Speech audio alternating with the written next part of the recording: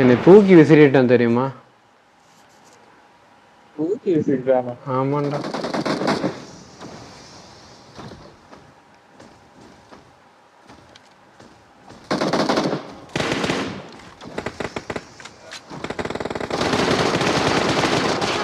இல்லை இருந்தாலும் என்னதான் இருப்பீங்களாடா.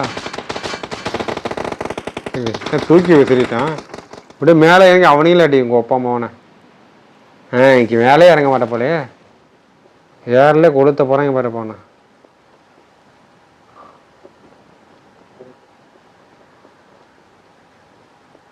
ஒன்னேமா இவ்வளோ பேர் எங்களை இறங்கி அடிக்க போகிறான்ப்பா.